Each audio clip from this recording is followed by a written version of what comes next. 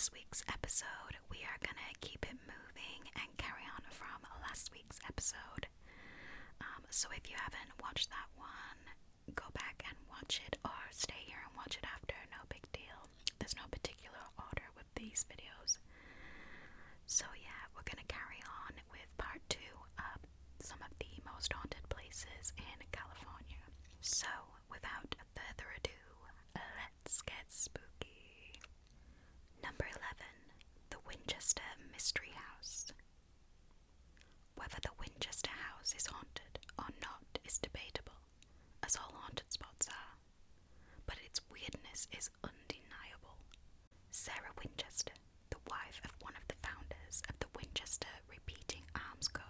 and the heiress to the vast fortune, moved to San Jose from New Haven, Connecticut, and after the death of her husband, she retreated from the public life and spent the rest of her days turning an 8-room farmhouse into a 24,000 square foot mansion with 7-story towers, 160 rooms, 6 kitchens, 17 chimneys, 47 stairways and fireplaces, and over 10,000 windows. Ooh, that was a mouthful. It's estimated to have cost around $5 million in 1923, which would have been well over $70 million today. The mansion is a showstopper, but it has some strange features.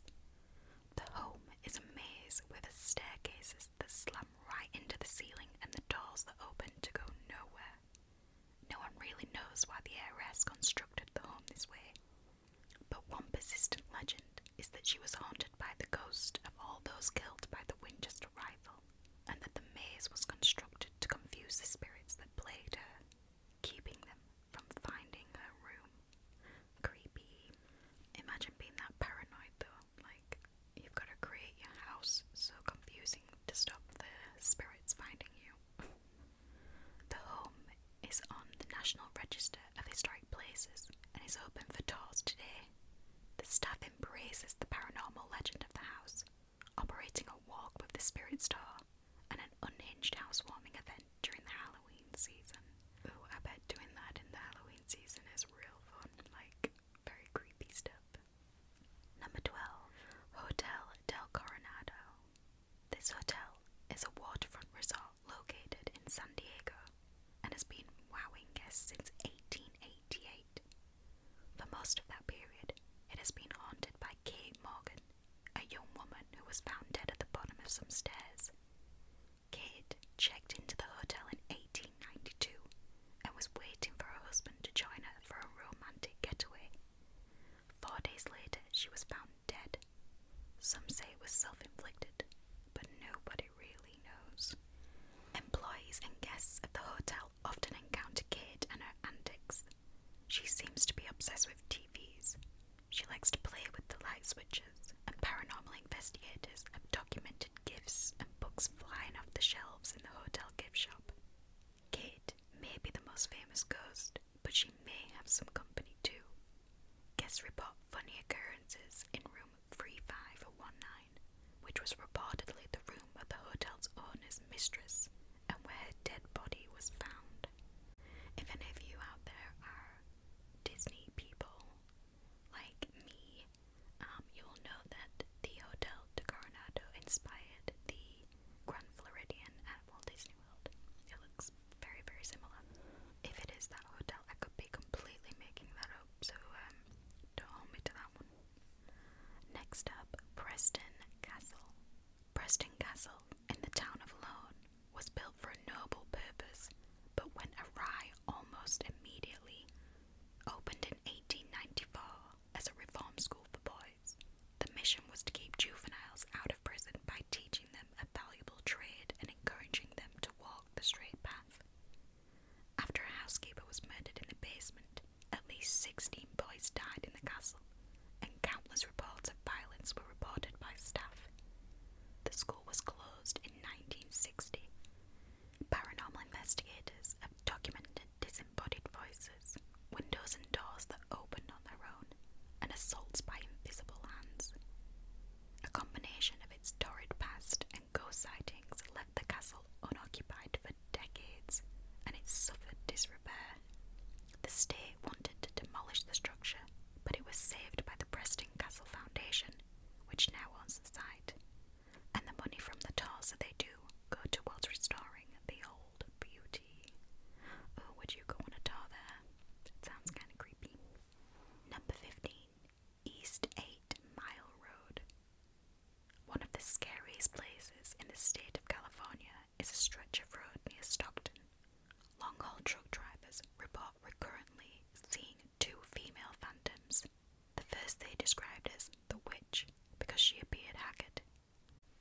usually seen walking down the center of the road in a ripped-up white dress.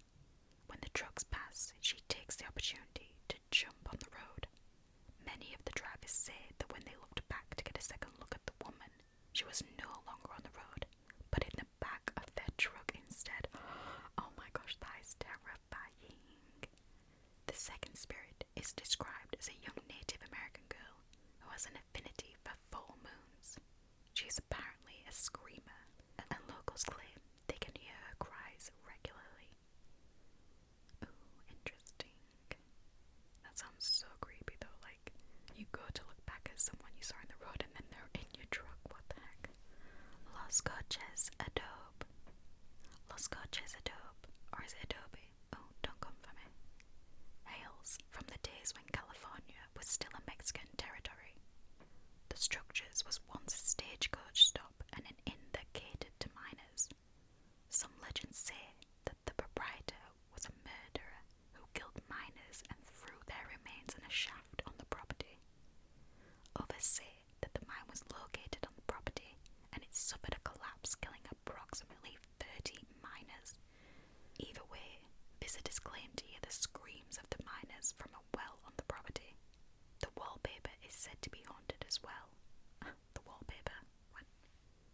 Locals claim that a black-cloaked figure wanders the property at night, and some have even reported seeing a figure hanging from one of the oak trees surrounding the house. Ghost Adventures has been there to investigate as well. One look at this place, and you'll have no problem believing any of the local law. It exudes creepy. Oh, would you go there? Like, old mining towns creep me out because it was just like a lawless time, I feel like, so you just have no idea what was going on back then. Number 17, the Cecil Hotel. Yeah, I think a lot of us will know this one because it's became quite popular over the recent years with that girl in the elevator, I think. Back to LA we go for another haunted hotel. The Cecil went viral a few years ago when a video of Canadian tourist Elisa Lam surfaced. She was seen behaving erratically in the hotel elevator before disappearing in 2013. After multiple complaints of flooding and decreased water pressure in the hotel, the maintenance man went to check the water storage system on the hotel roof. There, he found the body of Elisa inside the closed tank. Elisa's death is a mystery, but it's thought that she died due to a manic episode from her bipolar disorder. Even before this strange incident, the hotel was plagued by death and rumors of paranormal activity. The Cecil was opened in 1924 as a luxury hotel, but soon after the Great Depression hit, the area became home to a huge homeless population and was famously dubbed Skid Row. The hotel became a low-rent boarding house, and at least 6 of its guests committed suicide in a variety of ghastly ways. Several more suspicious deaths have occurred over the years as well. The hotel has been home to some seedy characters, including 2 known serial killers. Richard Ramirez, the Night Stalker, called the Cecil home during his rampage on LA. James Unterweger, following Ramirez's lead, hid his evil in the chaos of the hotel as well, choosing to live there while he strangled prostitutes. Even the Black Dahlia was said to have had her last drink in the hotel before her mutilated body was found. Oh, is that a bit of a stretch? Like, the Black Dahlia was also there? Who knows?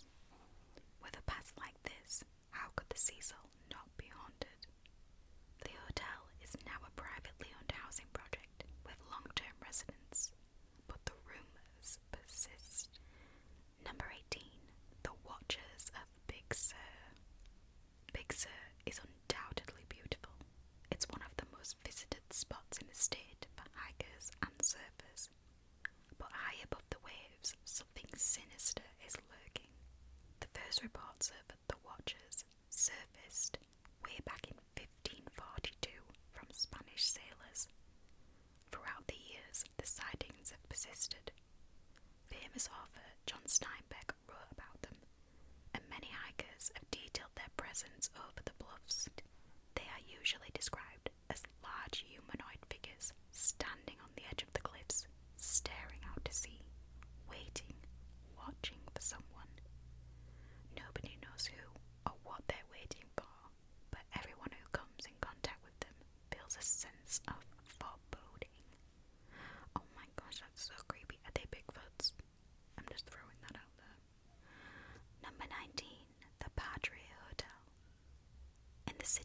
Bakersfield, there's another hotel that will send chills up your spine. We're starting to think Airbnbs are the way to go when visiting California. Yeah, I think so too. The Padre was opened in 1928, yet again as a luxury hotel. It didn't take long for the tragedies to start. Some places just seem to be cursed from the start, and the Padre is one of them. The hotel suffered a major fire in the 1950s that took many lives. It was followed by an earthquake that dropped several guests. A love triangle exploded into murder. A woman jumped from the roof, and a man took his life in the bathtub. Due to these awful happenings, the hotel is reportedly home to several poltergeists. The staff reports feelings of immense cold and having closet doors slammed on them during cleanings. There's a handprint on a pillar in the lobby that cannot be removed or painted over, despite multiple attempts. Guests report seeing shadowy figures in the hallways, particularly on the 7th floor. The hotel has been investigated by Portals to Hell, and the host Jack Osborne stated that the Padre Hotel is truly scary. Oh my gosh, I loved Portals to Hell. I was so sad that got cancelled. I actually really like when Jack Osborne does like the ghosty stuff, the paranormal stuff. Does anyone else watch his stuff? I think it's fun.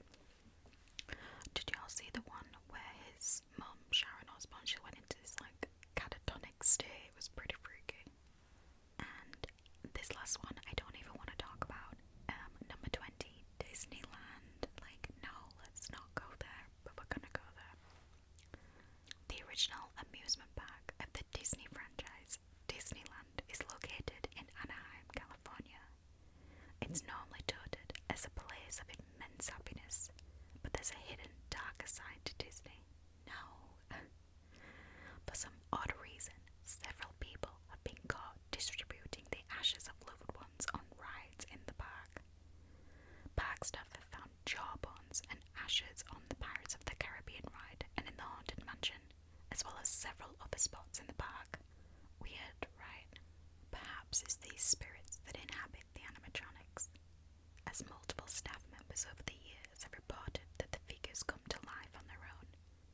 Visitors also claim to see apparition of Walt Disney himself in the fire station where his former living quarters were.